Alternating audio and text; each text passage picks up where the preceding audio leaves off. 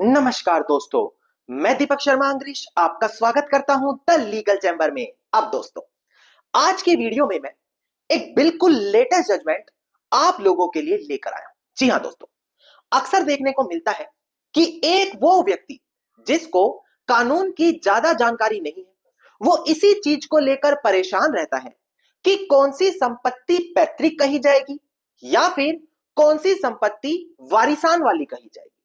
अब एक आम व्यक्ति को जिसको हिंदू सक्सेशन एक्ट की ज्यादा जानकारी नहीं है या फिर जो सुप्रीम कोर्ट या हाई कोर्ट की जजमेंट से खुद को अप टू डेट नहीं रखता, वो अक्सर पुराने कानूनों को ध्यान में रखते हुए जो उसकी सुनी सुनाई बातें थी उसी के तहत यह मानने लगता है कि ये जो मेरे पास प्रॉपर्टी है इस पर सिर्फ या तो मेरा अकेले का अधिकार है या फिर ये हमारी पैतृक संपत्ति है।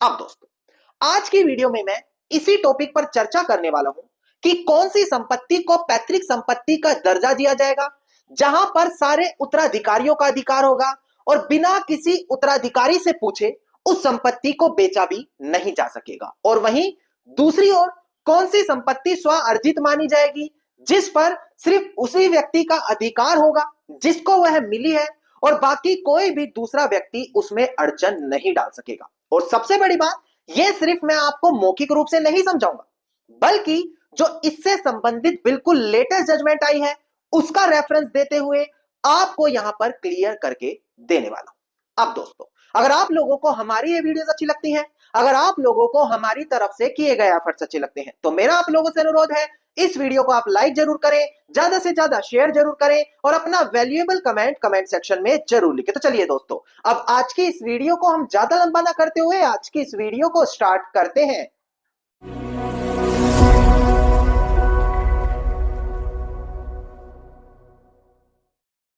अब दोस्तों, सबसे पहले वीडियो की स्टार्टिंग में मैं शुरुआत में ही आप लोगों को केस टाइटल दिखाकर क्लियर कर दूं कि आखिरकार जजमेंट का केस टाइटल क्या है, कब यह जजमेंट पास की गई।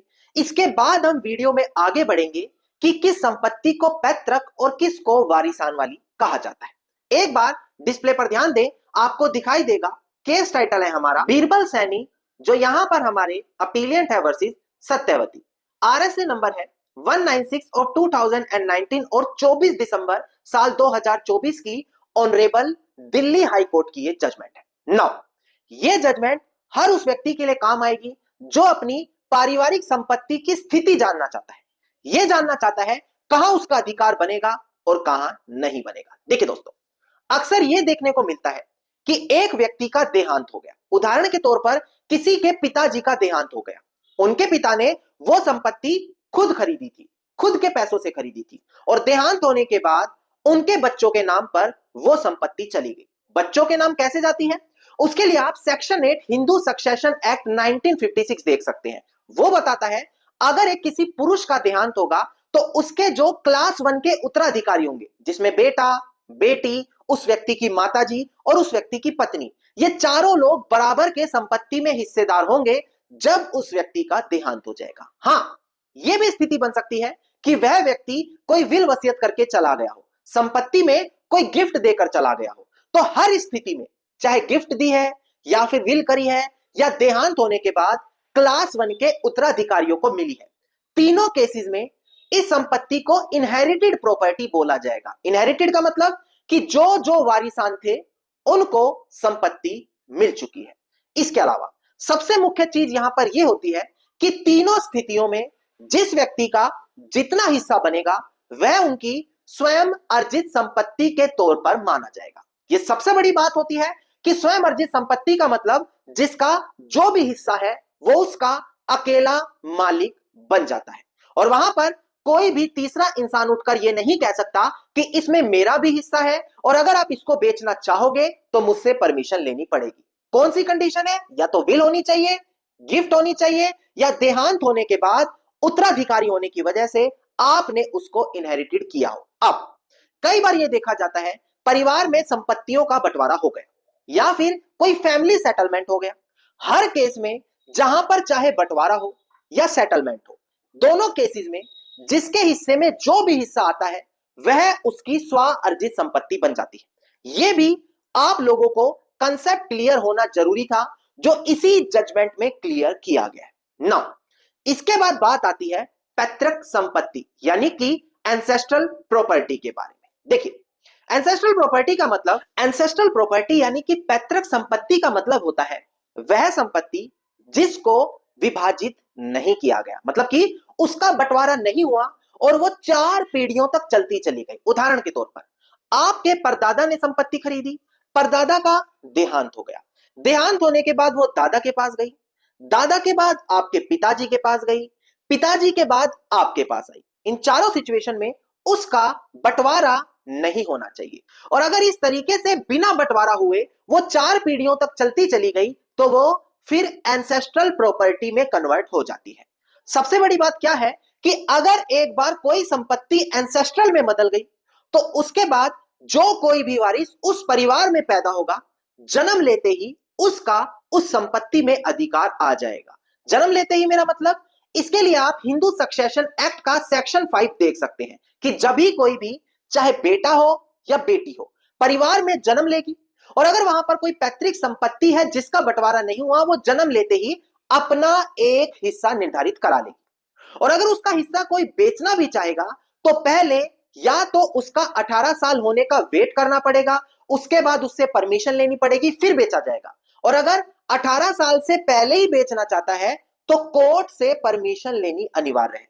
या फिर जो परिवार का मुखिया है कुछ सीरियस कंडीशन जैसे कि legal necessity, benefit of the state या इंडिस्पेंसिबल ड्यूटीज, ये तीनों सीरियस कंडीशंस में बिना उस व्यक्ति से परमिशन लिए जिसका पैतृक संपत्ति में हिस्सा था उस हिस्से को भी बेच सकता है। यह काफी इंपॉर्टेंट कंसेप्ट था पैतृक संपत्ति का और इनहेरिटेड संपत्ति का, जो इस रेलिवेंट जजमेंट में बताया गया, जिसका मैंने केस टाइटल, आरएसए नंबर और बिल्कुल लेटेस्ट जजमेंट के साथ आपको क्लियर करा। नाउ अब इस लेटेस्ट जजमेंट के फैक्ट्स भी समझ ले ताकि आपको समझ में आ जाए कि जो बातें द लीगल चैंबर पर बोली जाती हैं 100% सच होती है। यहां पर क्या होता है, एक व्यक्ति के दादा के पास एक प्रॉपर्टी आती है सेटलमेंट होने के बाद। मैंने वीडियो की स्टार्टिंग में बताया था कि सेटलमेंट होने के बाद जो हिस्सा मिलता है वो उसका स्व अर्जित माना जाता है।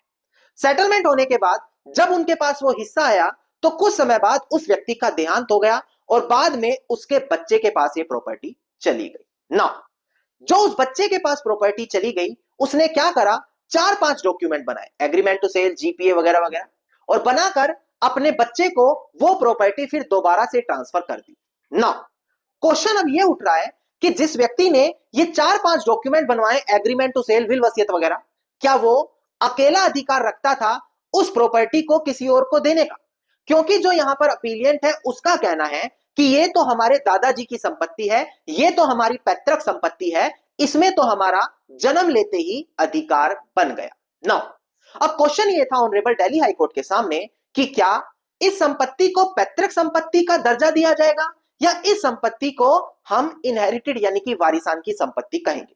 अब यहां पर ऑनरेबल दिल्ली हाई कोर्ट ने एक लैंडमार्क जजमेंट का भी रेफरेंस दिया।